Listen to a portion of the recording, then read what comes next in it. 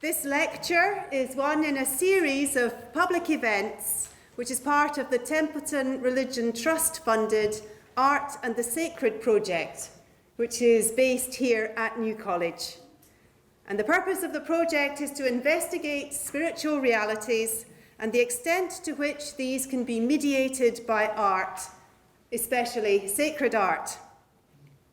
Before Christmas, we heard from the composer Roxana Panufnik in conversation with Jessica Duchesne about the way composing and hearing musical influences reflects her religious belief.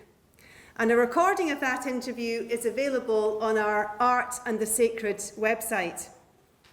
And today we hear from Malcolm Guite, who will explore the way Shakespeare's account of the poetic imagination might offer some paradigms to help us explore the mystery of the incarnation, and how in turn the idea of incarnation might deepen our understanding of poetry. Malcolm Guite is a poet and priest, a life fellow of Girton College, Cambridge. When I met him when I was in Cambridge a few weeks ago, I discovered he comes from good Scottish stock, and so we're delighted to have him back on Scottish soil.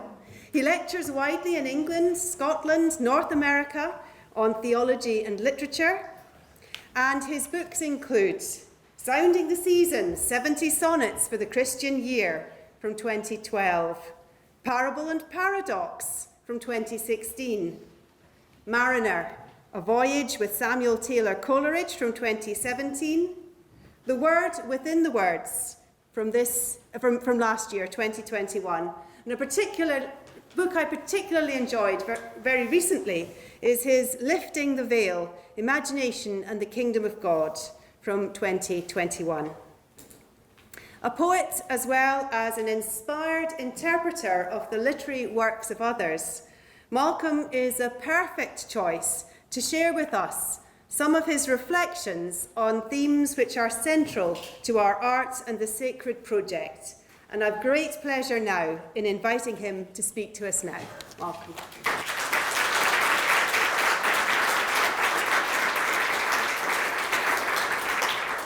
Thank you very much, Alison, for that kind introduction. It's lovely to be here, lovely to see so many of you, and I hope we're going to enjoy some poetry as well as some reflections on it.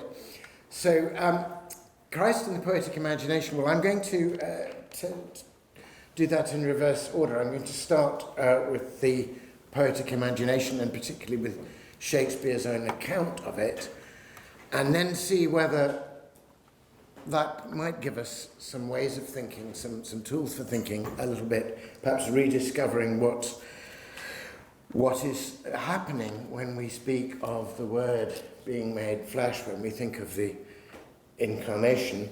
And then I'm going to take a couple of other poets from the 20th century who I think come back to these themes in different ways. I'm going to look at Edwin Muir's poem, The Incarnate One, and a poem of C.S. Lewis's, which was called Reason when it was published posthumously in 1964, though I have every reason to say, and indeed I know that Lewis didn't call it Reason, and we'll come to that later.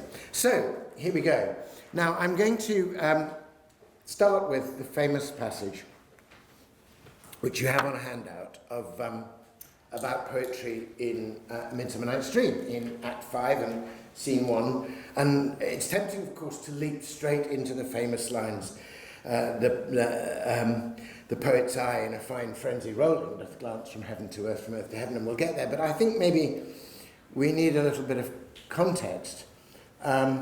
It's a great moment in the play.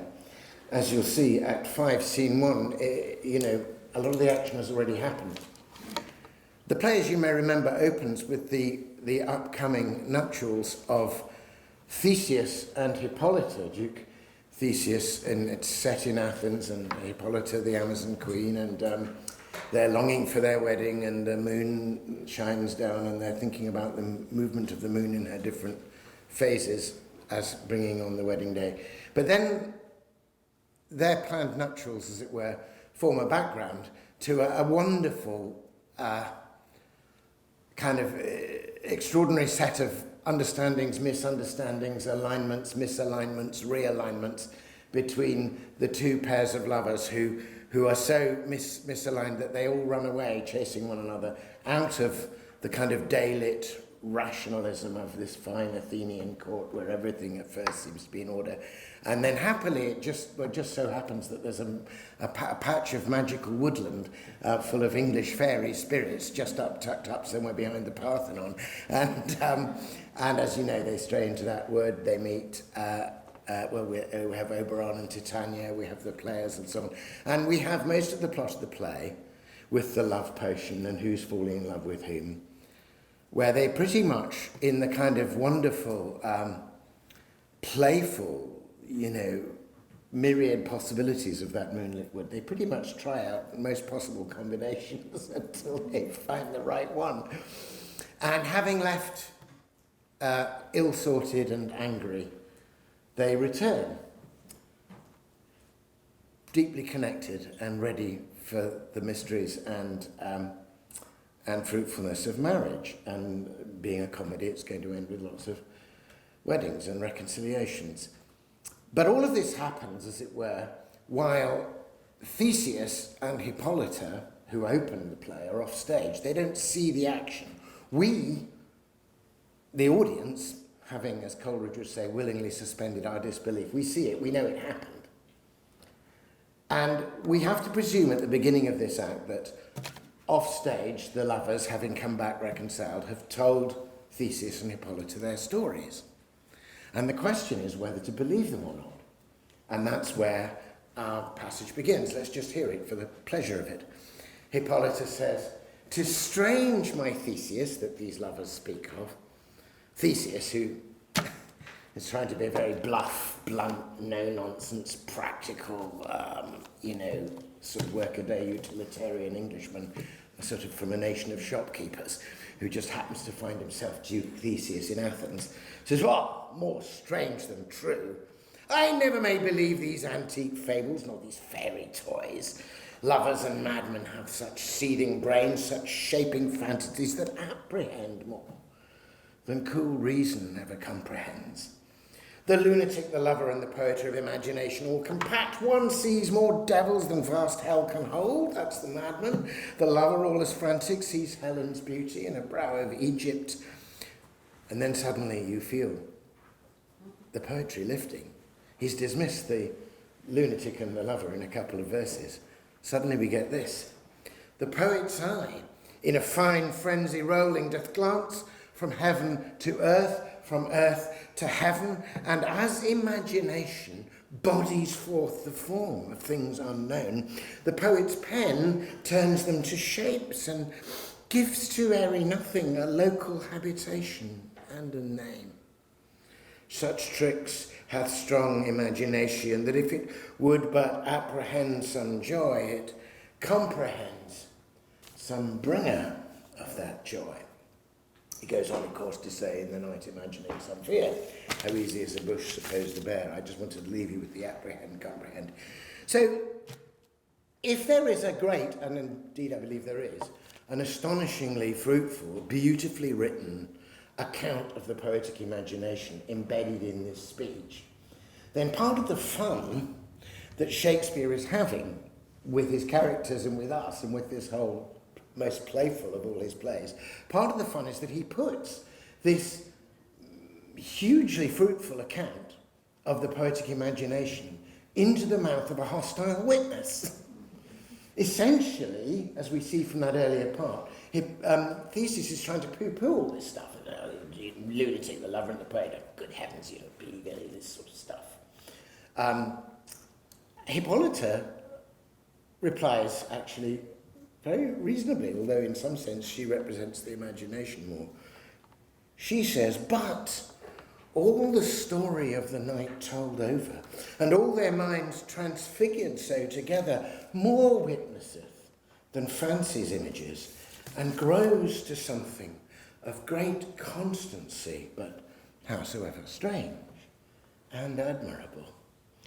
So she points out, it's all very well to say, oh look, you know, lunatic, the lover and the poet of imagination all come back. They've just made this stuff up, which is what Theseus is apparently saying. But how is it that they're transfigured so together? It's a very beautiful, strong word, transfigured there. All their minds transfigured so together. How is it that they have changed? How is it that they who were so cross with one another and ill-matched when they left have been through something that brings them back? And indeed, the more they tell the story, the more it grows to something of great constancy. So, apparently, in this bluff, rational Theseus is representing a kind of sceptical reason that applies, to use a term very much avant la lettre, applies a hermeneutics of suspicion to this. And Hippolyta represents perhaps a hermeneutics of trust and a willingness to see what is it that is being achieved in this transfiguration, in this thing which is growing to something of great constancy. So in one sense, you might say Theseus is speaking on behalf of reason and Hippolyta on behalf of imagination, and those two things are at play. Though in fact, of course, Theseus, if he's meant to be a rational person, actually doesn't make a very strong rational case. For example, when he says that poets, the imagination of a poet bodies forth the form of things unknown, and then later on says, therefore gives to airy nothing a local habitation and a name. That's a serious illogicality and a false piece of reasoning. The fact that a thing is unknown does not mean that it's nothing. You may feel it's an airy nothing because you don't know it yet, but in fact, contra his own intentions, what Theseus gives us in this speech is a real little study in ways of knowing. I don't know if you noticed that the two terms, apprehend and comprehend, are paired together on either side of the famous account of the poetic imagination. So, shaping fantasies that apprehend more than cool reason ever comprehends, and then later, if they would but apprehend some joy, they comprehend some bringer of that joy. You know, of course, that the prehend bit of those two words, apprehend, comprehend, they're two words about ways of knowing. We're in the realm of epistemology here. The prehend bit is about getting hold of something.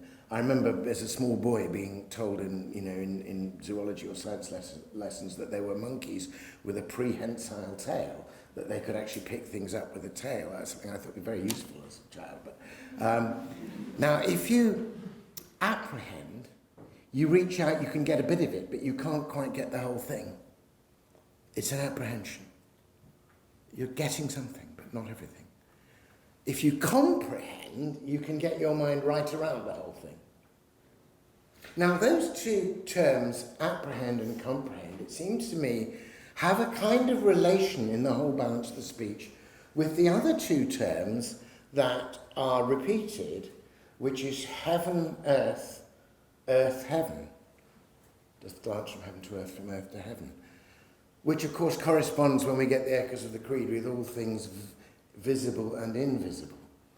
I wonder if these things work together in some way. Well, that's just a little bit of background to the frame in the story, and a frank acknowledgement that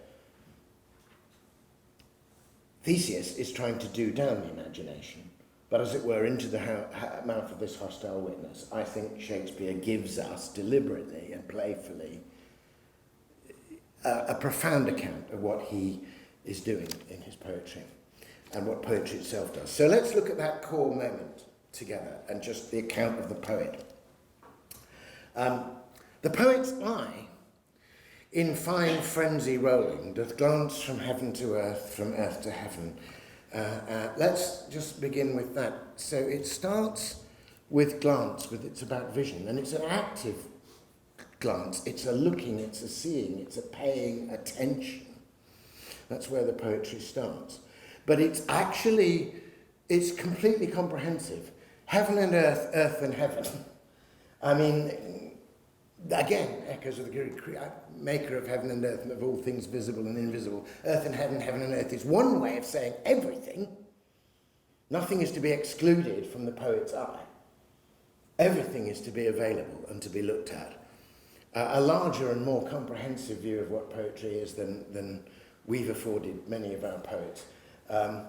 Dorothy says in her wonderful essay, The Poetry of Search and the Poetry of Statement, quotes an essay of Stephen Spender's, the American poet, where he says if the traditional image of the poet is either the nightingale singing or the eagle soaring high, free in the woods, able to look on anything and sing of anything, if that's the traditional classical and even romantic image of the poet, then, says Spender, kind of complaining about life in post-Eliot difficult poetry, he says, now the poet is not free in the woods but is in a cage, but here's the character of the cage. The bars of the cage are made of mirror, facing inwards. And the only topic that's allowed the poet in the modernist and indeed avant la lettre postmodernist, where the only thing the poet is now allowed to sing about are fragmented images of the self, the bars of the cage. And Spender pleads for an opening of the door and an allowing again of these wider topics and a sense of what we share rather than what is peculiar or abstract to ourselves. It's a fine essay if you get a chance to read it, The Poetry of Search and the Poetry of Statement. It's written really as a defence of Eliot's four quartets for those who prefer the wasteland. For Shakespeare, that's not an issue at all. Shakespeare, everything is open, everything is game, nothing is to be excluded, heaven and earth and heaven. But heaven and earth and heaven also means the invisible and the visible, the apprehended and the comprehended. Heaven must include the whole realm of the sacred. Earth must include everything particular and vivid and palpable about our being here, as he puts it later in Hamlet, the mirror up to nature. So it's all in, and the poet chooses and glances. It's an active thing. The poet's not some passive tabula rasa. On the contrary, there's a fine frenzy about this. The poet's eye in fine frenzy rolling, just glance from heaven to earth, from earth to heaven. Good. But he set up, just as he set up apprehend, comprehend, so he sets up heaven and earth. The real problem is, how do you connect them? The real problem is, how is the glance to heaven and the invisible and the apprehended to be made available to us? How, on the other hand, is the glance that begins with what we all know and already comprehend, with the earthly and the visible, how is that to be anything more than, a shopping list? How is it to open things up to us? Well, of course, the glance doesn't stay in either place. The glance is constantly moving back and forth between the heavenly and the earthly and the heavenly, the apprehended and the comprehended. But how is the glance to mediate? How is the poet to mediate? And there we get to the core of the account of the poetic imagination here. Doth glance from heaven to earth, from earth to heaven, and here it is. And as imagination bodies forth the form of things unknown, the core, astonishing thing really that's happening in that line. I'm going to use a literary critical word now that we were all taught back in the day in the 70s in the sixth form. I know literary critical jargon has changed, but everybody has to learn certain jargon words, don't they, to signify that they're doing this thing academically. And in my young day, the word which guaranteed that you were going to get at least one tick in the margin, and this was a literary essay, the word was juxtaposition. As long as you said juxtaposition, you were okay. Now I think you'd have to say, self-referential foregrounding or intertextuality or something like that. But in those days, it was just juxtaposition. And it was a big word that our teachers used, and it was quite disappointing to discover that it simply meant abutted up next to each other. But anyway, I'm going to use that word. The really astonishing thing in this line is the juxtaposition of the words imagination and bodies. Imagination, bodies. And bodies as a verb, as a verb in the continuous present. Imagination, bodies, forth. Now, if I were to do that awful mawkish thing of dividing the room into two groups down a line here and then getting you into little buzz groups to say things to each other and then embarrassingly asking somebody in the buzz group to don't worry, I'm not going to do that. I'm not going to do that. It just makes my toes curl up. But if I were to do that and say, okay, we're going to take imagination and bodies, so this half is imagination and this half is bodies, and then I wanted you to just do a kind of word association brainstorm, just what are the words that go with imagination, what are the words that are triggered with and go with the word bodies. If we were to do that, I think it's reasonable to suppose that we get two quite different clusters of words. That with imagination we would be in a wonderful realm of sort of, if not unicorns and kind of rainbows and winged, but there would be something beautiful and filmy and luminous and diaphanous and magical and mysterious going on here. And then, depending on how you're feeling about yourselves or each other together, you know, we might be in the realm of rippling muscles and beautiful shapes and fullness, or we might be in the sense of kind of bone weariness and, you know, kind of sweat and, you know, blood and muscle. We have these things, wouldn't we? We're living in a realm that splits, certainly splits, we're living in a kind of dualistic realm, aren't we? To be, that's what Shakespeare living in a kind of awful kind of hangover of Cartesian dualism, where he says, you know, there are two things, there's res extensa, there's res cogitans, you know, and there's this interior world which has no actual purchase on material things at all, and there's this material world which actually has no values or qualities, but is, you know, we've had that split drilled into us. So if we did that, that might be what would happen. Not for Shakespeare. Shakespeare, I mean, he's writing on the cusp of how deep that split is going to be, but he insists, just as he insists in the end, on the marriage of Theseus and Hippolyta, reason and imagination to some degree, so he insists on bringing imagination and bodies together. Imagination, bodies forth. The whole point about the glance to heaven is to woo it into the earthly. The whole point about the glance to the earthly is to open it up and make it a habitation for the heavenly. So that's the point. And what does imagination do? It takes these invisible, these apprehended, and it finds for them a body. Imagination bodies forth the form of things unknown, and then the poet's pen turns them to shapes. Notice he doesn't even say words at this point. He sees the language itself that he's using as a physical thing. Form, shape, gives to airy nothing a local habitation and a name. And of course Shakespeare he's a poet, but he's a playwright, and he's given this line to somebody in a play, and he does, in his imagination, does indeed body forth, because bodies are the medium with which Shakespeare is working, really, not words. The words are only transitional towards the bodies, and you all know, I mean, particularly if you've been through this awful dearth of not being able to go to any performances, either of theatre or live music, and it's not the same on a flat screen, it's somehow disembodied. To be in the same room and breathing the same air, and to have that sense of the bodies, actually opens up to you what's really going on in the imagination and fires your own imagination in a way that the disembodied never could. So imagination bodies forth the form of things unknown. The poet's pen turns them to shapes and gives to airy nothing. Well, it's not airy nothing. Maybe unknown, but it's certainly not nothing. Gives to airy nothing, and this wonderful and justly famous phrase, a local habitation and a name. Now, for a long time, I mean, I first fell in love with this play when I was in the sixth form, and in my rather kind of difficult and repressed boys' school, just as we got into the sixth form, the girls' school, which existed, some fabled thing on the other side of London, actually moved next door. And of course they built a very high wall between the two schools.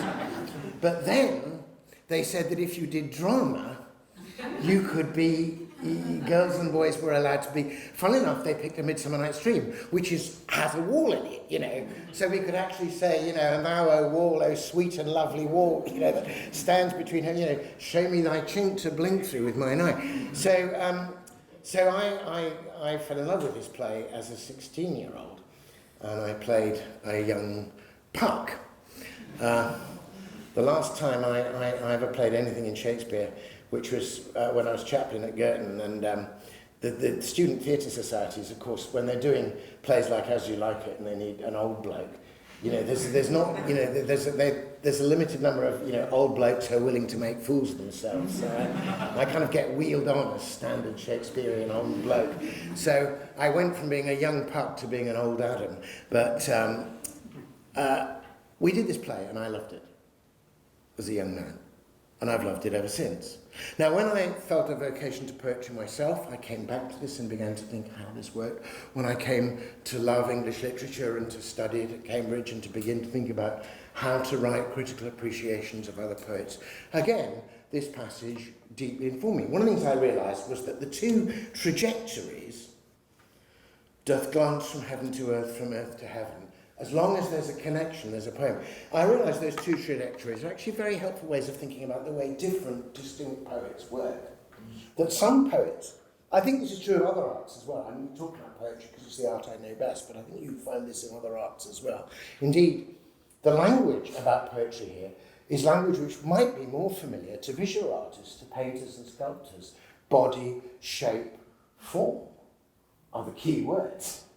There's nothing actually about writing words. Words is not a key word at any point. Imagination, bodies, form of things, and poets, painters, into shapes. But anyway, I think you can look at poets, certainly, in this way. There's the kind of poet who starts at the heavenly end, whose glance goes from heaven to earth. They're the kind of poet which you feel has had some kind of mystical experience. They've had some moment of insight, or perhaps some moment of kind of intellectual apprehension and brilliance.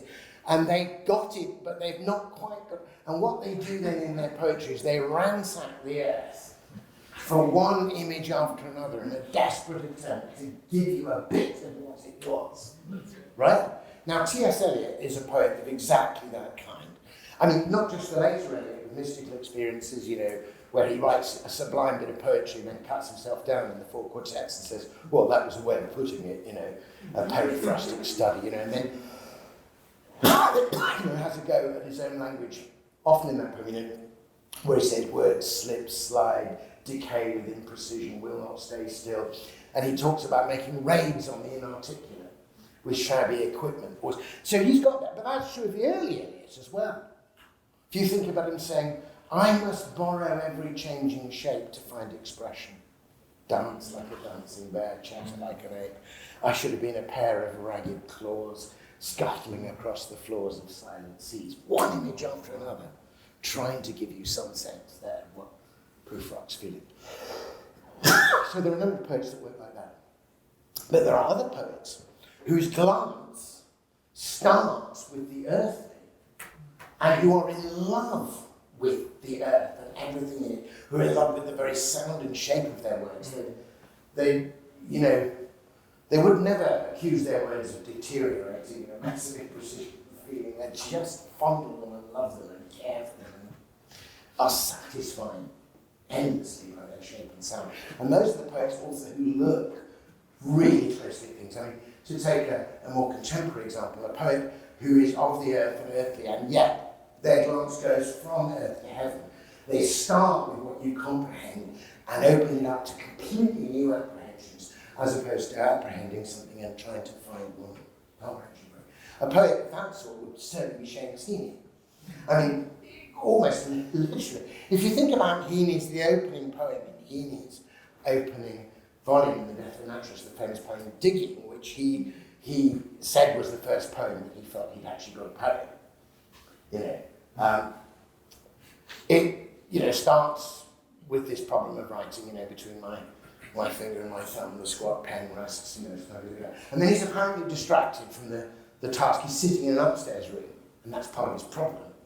He needs to get out of the upstairs room and put his feet back onto the ground again. And he's sort of interrupted by this rasping, gravelly sound of a spade in the ground, and he looks down and sees his father digging, And then he remembers when he was much younger, his father. Then he remembers his grandfather.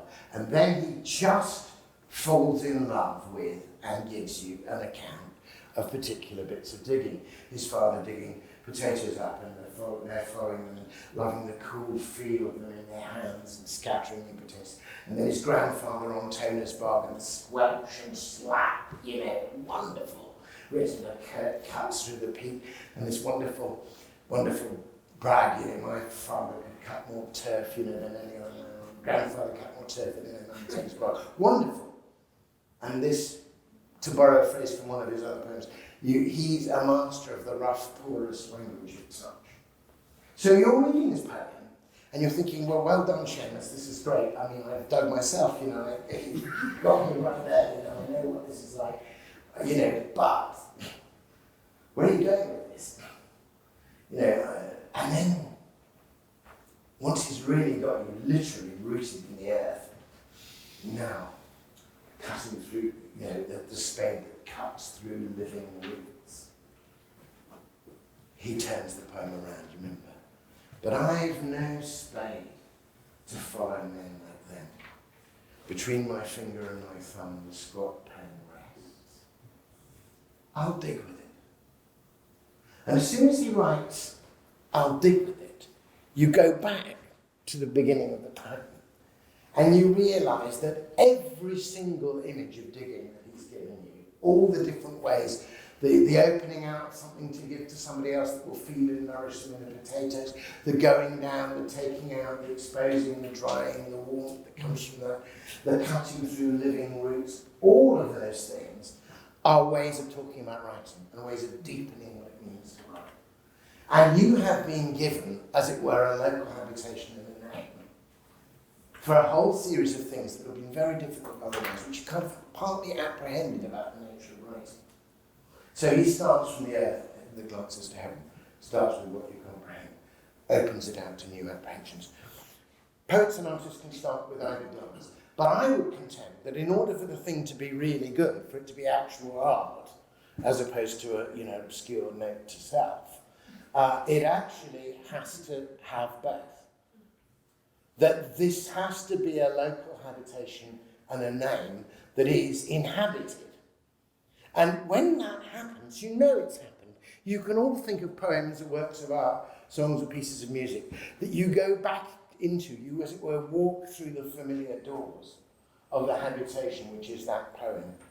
And you find it newly inhabited. You find half-apprehended things, little bits of peripheral vision, things you've not quite been able to put a word to, are suddenly clustering around the words of that poem, and that poem is speaking to you and giving you those things. You constantly feel these connections. That's how it works. Imagination bodying forth the form of things unknown. Basically, apprehended things are being wooed into comprehension things. Comprehended things are being opened out to new possibilities of apprehension, until you realise, to borrow another phrase of Heaney's, as Heaney says in his book, poem The Forge, all I know, all I comprehend, all I know is a door into the dark. I'm getting to open it out to something else. So I was working with that basic sense of how that passage in A Midsummer Night's Dream accounts for poetry, and so it was. But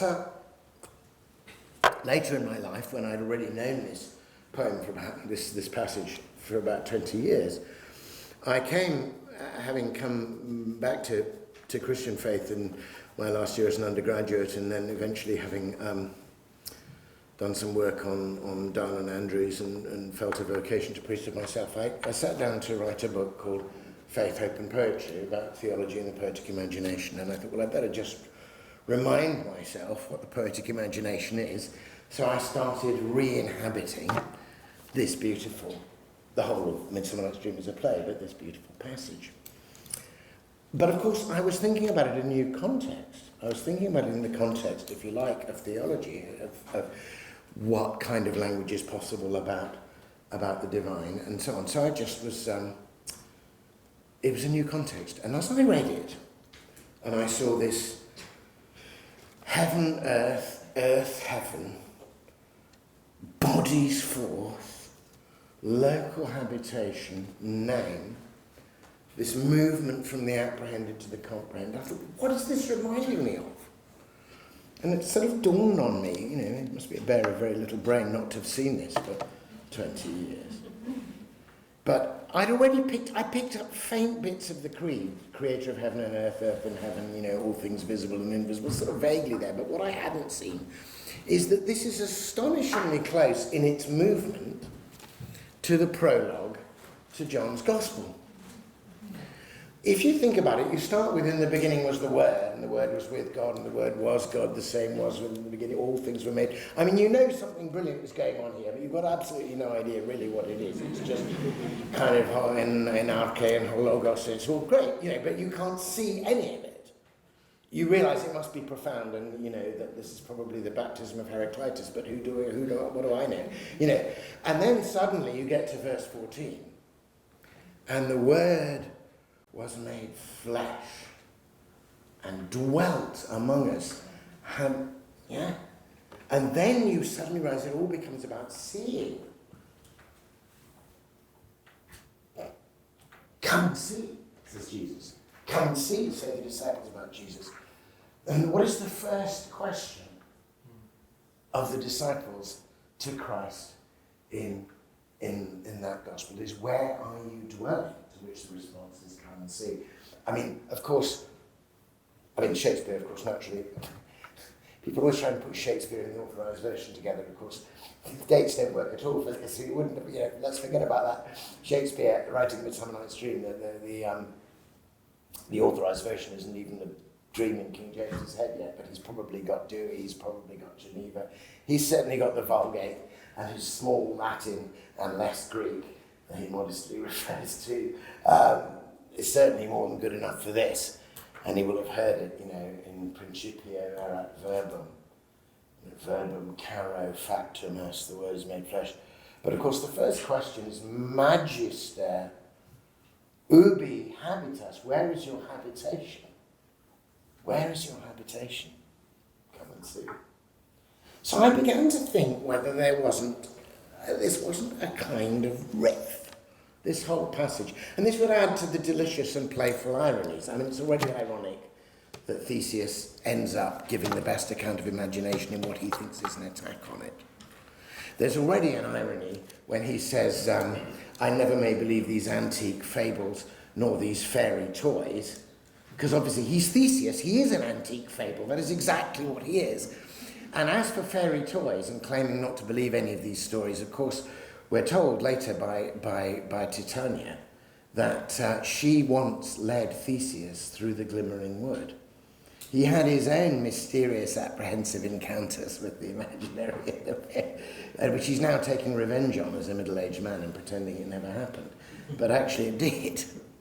So he's, and when he says another thing, you don't want to have anything to do with poetry, he's speaking poetry as he does it. He's speaking beautiful iambic pentameter, so he's rather cutting off the branch he's sitting on. But wouldn't it be just like Shakespeare, since in this particular play, since the setting here is BC Athens, where, of course, the logos, is the great Greek thing, which is now going to be addressed later on when the incarnation happens by John, and say, look, I'm not going to do this whole Jewish genealogy thing with you at all, because that's not where you guys are coming from. I'm going to reach deep into your own culture and philosophy, and I'm going to find the single most significant term, hologos, and I'm going to say that's what's made sarx, flesh, really, fleshy flesh. And I thought, just like Shakespeare, if he's setting this thing BC and he's got this chap who is both an antique fable and in some respects is known about fairy toys, and have him riff on the yet to be written account in Greek of the incarnation. And of course, when you go to your Greek for the prologue. I mean, I've already mentioned hologos and sarx, but of course the verb to make, without him was nothing made that was made, is poiein, poetic, really. Later on, Paul calls us all poiema, the maid, and that's why, I mean, the Scots have got this much better than anybody else, because maker is a proper translation of what the Greek word poet actually means, a maker. So, as I read that in this new context, I thought, golly, that's a really, if I read back from the poetic account, and now I think about the incarnation itself, which I thought about theologically in terms of categories and all of that, and if I actually think, what if I were to think of the incarnation of the Word in Christ as a fundamentally poetic act? And what if I were to say that if we are made in the imago Dei, in the image of God, and in the image of a maker, the supreme moment of whose making and remaking is to body forth all he is in the form of this person. Maybe that's why all poets want to body forth, why they can't do without bodies, why the glance won't just stay up in heaven and in abstracted theological language, but must come down and be earthed. But why also the earthy, constantly seems to need, even in circular poetry, to open itself up to something. I mean, the moment, if you like, of sort of transfiguration for me, the moment of calling into poetry what poetry is, at a time when I was not a Christian at all, I was an atheist, trying to be quite a reductive materialist, but this is what opened me up, was reading Keats's Ode to a Nightingale. Just the sheer beauty of it. I started with the sheer sound of it, but then somewhere at the back of the poem are these magic casements opening on perilous seas in fairy lands forlorn.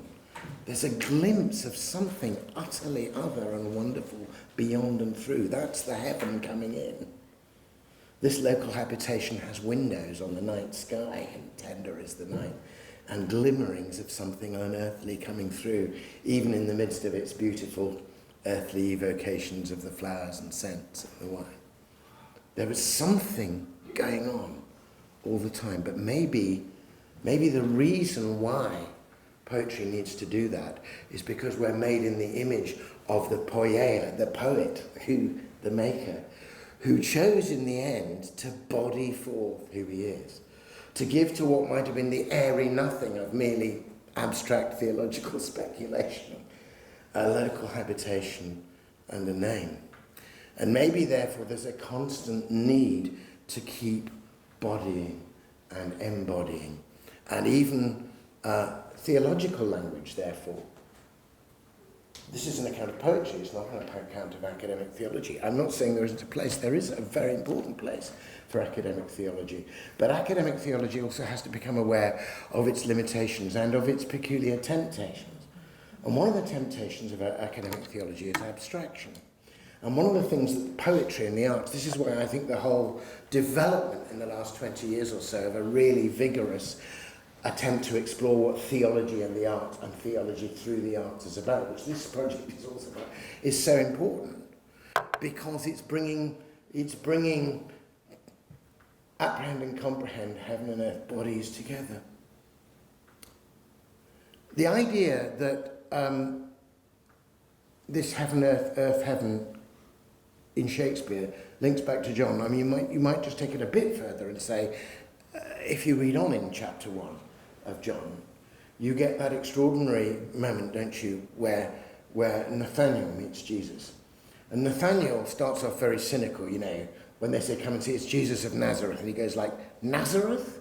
Can anything good come out of Nazareth? You know, you feel Nazareth, you know, it must have been, if they had the same book. There was a book published a while back in England called Crap Towns, which had a picture of Luton on the front. But, you know, Nazareth was obviously in that category. And yet, you remember how completely transformed he is. There's a glancing. It's all about seeing. Who sees whom. I saw you before you saw me. These exchanged glances. And suddenly, he totally gets it. You are the Messiah. And Jesus says, did you say this because I said I saw you sitting under the fig tree, which is nice and earthly, comprehensible? You will see greater things. And then, of course, it moves in the Greek from the singular to the plural. So it's not just Nathaniel, but all of us. You will see the heavens opened and the angels of God ascending and descending. Now, you can imagine Nathaniel at this point. He's saying, oh, I know this one. I know what he's going to say next. Because, of course, Jesus is called Nathanael, a true son of Israel, a true Israelite. And Israel's previous name was Jacob. And Jacob dreamt and saw the ladder. And what did the ladder do? It connected heaven and earth. It was heaven and earth, earth and heaven. And what were the angels doing? They were ascending and descending.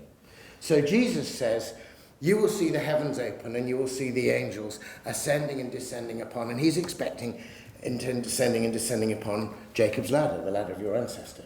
What does Jesus say? He says, you will see the angels of God ascending and descending upon the Son of Man.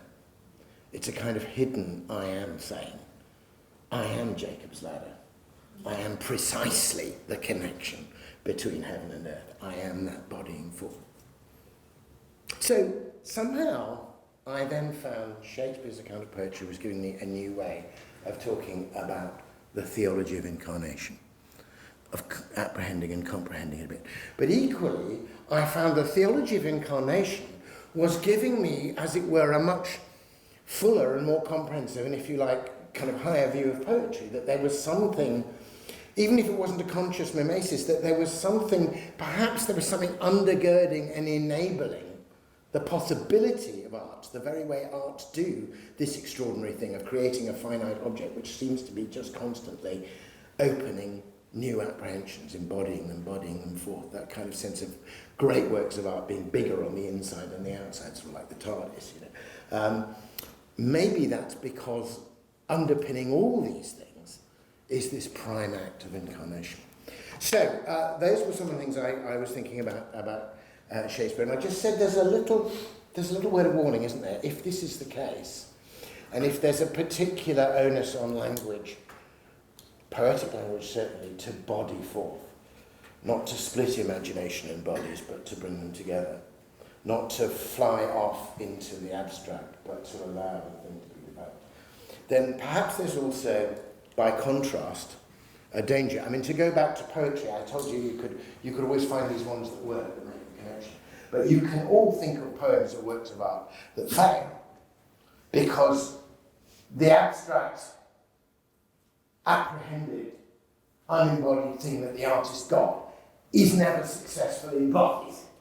You never get it. There's nothing, you know, they had something incomprehensible and they produced something incomprehensible. Yeah.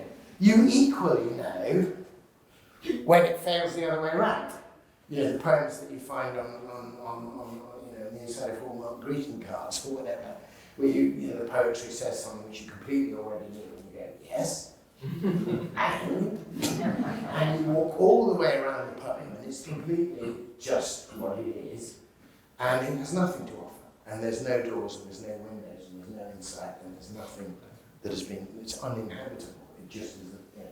So you can see the failure. But if that's a failure possible in poetry, perhaps it's possible in theology. So I thought in the time that's here, I'm going to look at a couple of other poems, both from the 20th century, that circle around some of these ideas. And as I've come to Scotland, it seems right to do one of the great Scottish poets, Edwin Muir, though I feel slightly apprehensive, because on the one hand, Edwin Muir, whom I love, and this is from his last great volume, One Foot in Eden, which I think is superb, and you know, it's absolutely indispensable for all poets, I think, that particular volume. So that's good, but on the other hand, he's attacking Calvin, and I'm not sure if this is the right place to do that.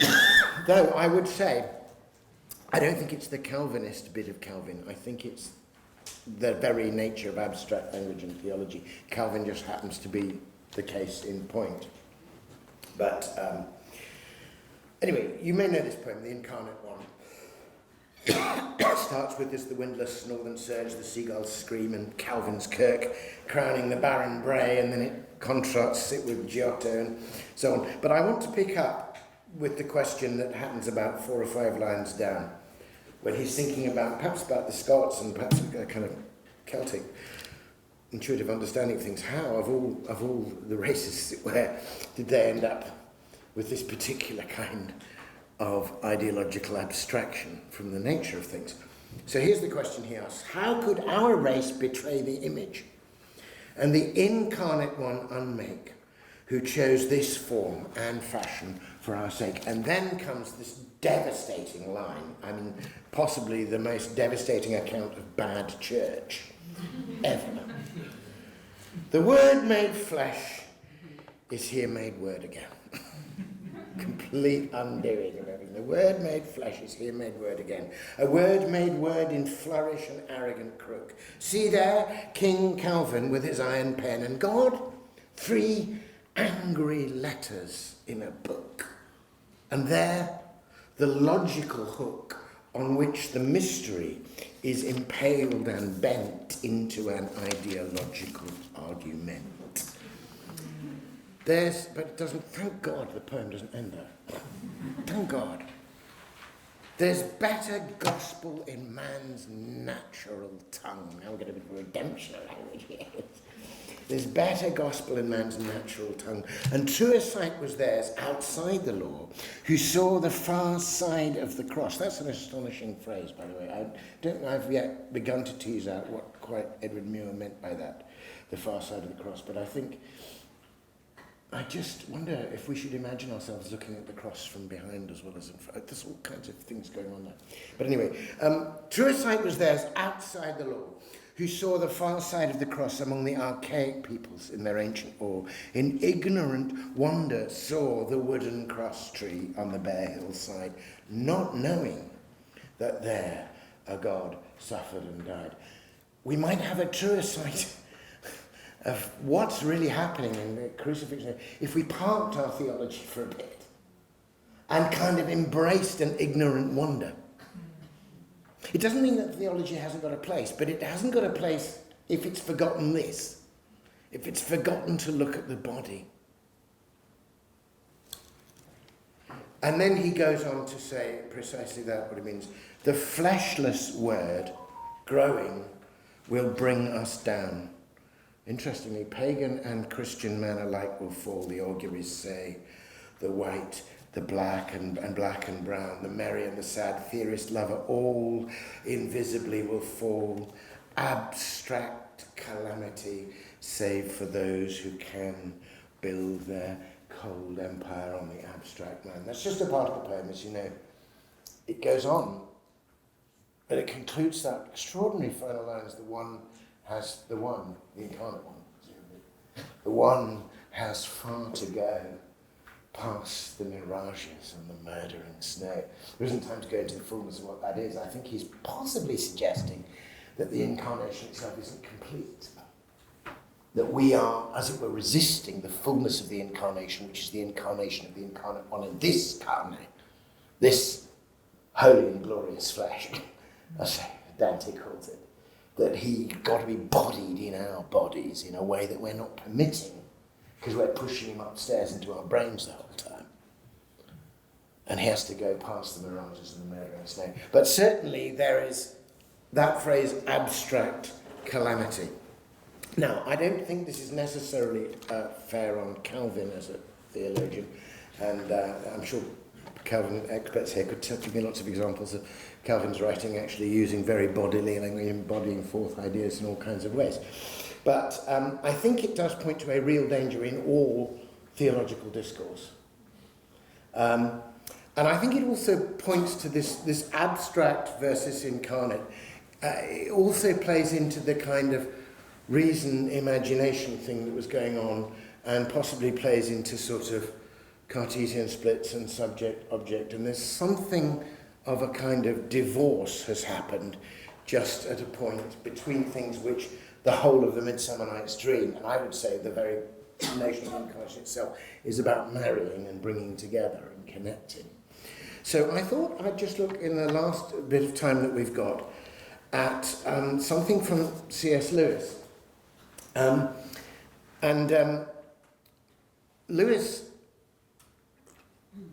wanted to be a poet. His first thought was to be a poet. When he finally he published 2 volumes in his lifetime, neither of which really sort of went anywhere, although I think they were quite good. But his second volume, which is called Deepen, which was a very long, weird myth. I mean, it just is a very, very strange, dark poem, and it didn't really go anywhere. He thought, okay, well, I'm not going to make it as a poet, I'll do other things. So he kept on writing poetry. And it fell to me to write the chapter on Lewis as a poet for the Cambridge Companion to C.S. Lewis, and I really began to read it thoroughly and try and read it in light of the other poets. And I think he's written some very fine poems indeed. I mean, he's written some terrible ones as well, but, you know, that's true of most poets. But anyway, in the course of it, I happened to come across a poem which was titled in Walter Hooper's hasty 1964 edition, Reason, though I very soon had reason to believe that it couldn't possibly have been called Reason, because it's about reason and imagination, and it's really important to get the balance between the two. If it had a title at all, I would have suggested it should be called Who, because it's actually asking for a reconciler. I was able, fortunately, before he died, to have a conversation with Walter Hooper and ask him, because he'd seen, you know, did Lewis really call it that? And he said, no, I just called it that because that's the first word, or in capital letters in the manuscript. It's not the very first word of the poem, but it starts with a clear statement about reason, and I needed a title. So I was really relieved to discover that, because if you know it's not called Reason, you'll get this poem much more. So let me just read you this. But before I read it to you, I'll read to you perhaps more famous. I mean, the poem is not well known at all. But here's a passage from Lewis's spiritual autobiography, Surprised by Joy, which is written in the 50s, of course. So long after, in this poem, in this passage, a short prose piece I'm about to read to you from Surprised by Joy, Lewis, 30 years later, is looking back on his life as a young atheist philosophy don in Oxford, because, you know, he was a philosophy don before he was an English don. I mean, he got firsts in philosophy, classics, and literature. Makes you sick. But his first job was teaching philosophy. So he's reconstructing, he's trying to look back and tell you what it felt like. And some people might say, well, you know, yeah, but he's looking back, do we have any? And the great thing about this poem, insofar as we can date it, is that it's written from the midst of the time that he's describing. So here's the description looking back. He says, the 2 hemispheres of my mind were in the sharpest contrast. On the one side, a many-islanded sea of poetry and myth. On the other, a glib and shallow rationalism. Nearly all that I loved I believed to be imaginary. Nearly all that I believed to be real I thought grim and meaningless. Now, I don't think that's just C.S. Lewis. I think he's put his finger on a fundamental split that's been pulling us apart for the last 200 or 300 years. And somehow we need to find this reconciliation. So here is the poem written from the midst of the time that he's describing later there. It's a wonderful, and again, curiously enough, I do think it does bear some relation to the passage in Shakespeare we've been discussing, as well as other things. It's set in Athens, set in just the Athens that Midsummer Night's Dream is set in. And he imagines, on the one hand, the Acropolis and the Parthenon and Athene, but then he imagines the mystery religions. You know, Kitto's great book, The Greeks and the Irrational. They're not just about the Logos. So here we go. Set on the soul's Acropolis, the reason stands, a virgin armed, commercing with celestial light, and he who sins against her has defiled his own virginity. No cleansing makes his garment white, so clear is reason. But how dark imagining, warm, dark, obscure and infinite, daughter of night. Dark is her brow, the beauty of her eyes with sleep is loaded, and her pains are long, and her delight. Tempt not Athene, wound not in her fertile pains Demeter, nor rebel against her mother right. Oh, who will reconcile in me both maid and mother, who make in me a concord of the depth and height, who make imagination's dim exploring touch ever report the same as intellectual sight, then could I truly say, and not deceive, then wholly say that I believe. I think it's an astonishing poem, really. I mean, it's a remarkable piece of imagination in itself. The beautiful idea of figuring the mystery of your own soul, of his own soul, heights and depths, as in Athens, and thinking about the two aspects of it. I mean, it's also really interesting that the two great powers of reason, on the one hand, and imagination, are bodied forth, if you like, or expressed entirely in feminine terms. They're not reduced to some mere faculty. They're living powers, and the kind of living powers they are is goddesses, Athena and Demeter. I mean, it's really interesting because there's a lot of, rather crass writing about this, which just assumes there is some tweed-clad, clubbable, boyish don, can deal with women, probably not in such a low generation. All that stuff is there.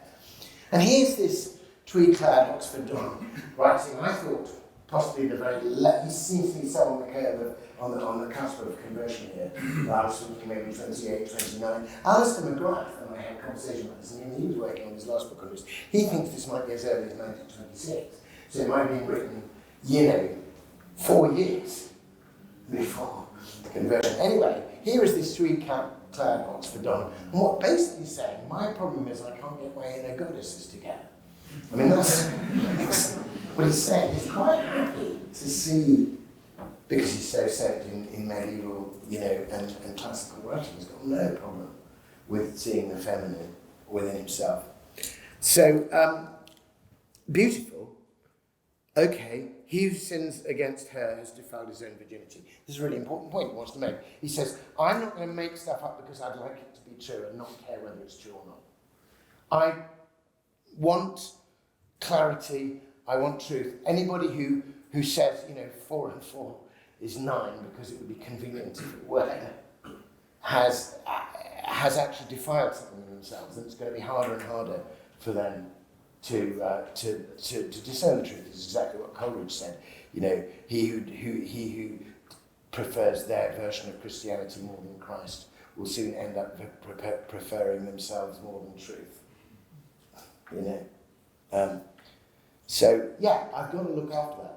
But then he looks at the imaginative faculty. He says, I know my imagination is teaching me something. I know it's important. I do not want to tempt Athene.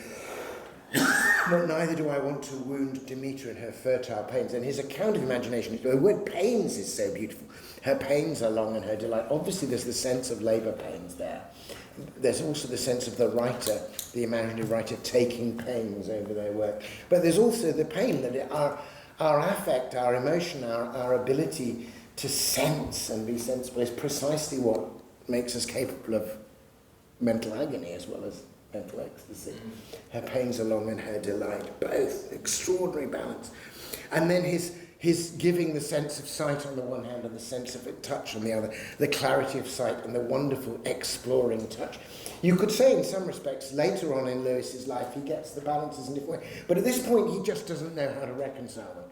And they say that a really good question, is like a sort of should carry its answer on its back. The framing of the question should in a sense guide you towards, well, this question, my goodness, who will reconcile in me both maid and mother? Who make a concord of the depth and height? To my mind, it almost echoes the language of Paul's great prayer in Ephesians, which is also about knowledge. I mean, this is basically a poem about epistemology. It's about how do I know stuff.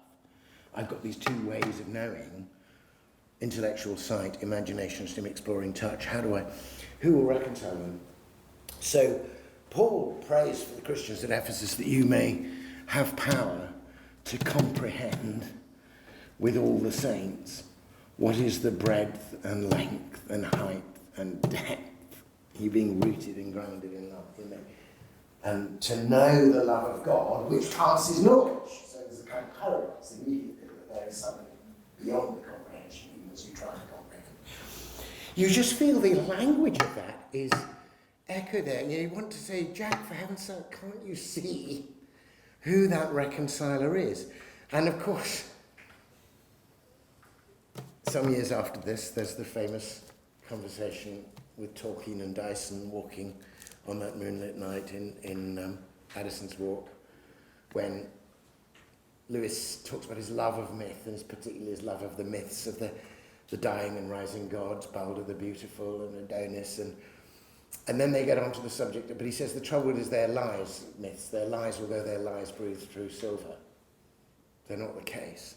And Tolkien says, actually, no, I think they are the case, more than you think, but let's get... Then they get onto Christianity, and Lewis says, even if I suppose that the death and resurrection, actually took place, bully for Jesus, I don't see what difference it makes to me what happened to somebody 2,000 years ago.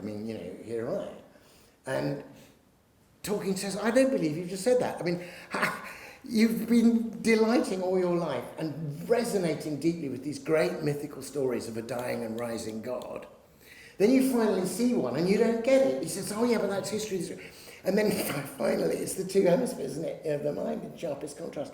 So Tolkien says, can you not see that on this occasion, the divine poet, the one who makes, instead of writing with words, is writing with history and shapes and facts, and that the fully mythic resonance, without ceasing to have its mythic resonance, is now also in history and is available to the mind that is interested in history and wants.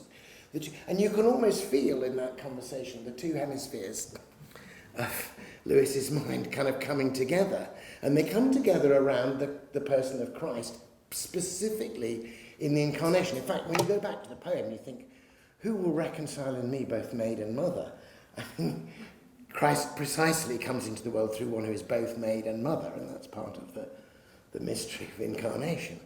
So something, I think, happened here eventually in response to this poem for Lewis, and the two came together. And of course, I quite often talk about Lewis in America, and it's lovely, I like doing it. And to some degree, some Americans have sort of made Lewis over entirely in a particular kind of conservative evangelical way.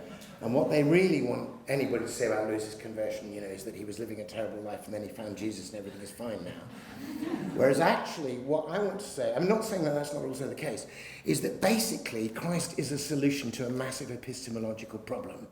For him, there is a real dislocation between our ways and knowing, and there is a fundamental split between heaven and earth, and imagination seems to have nothing to do with it, but all of them come together in the incarnation.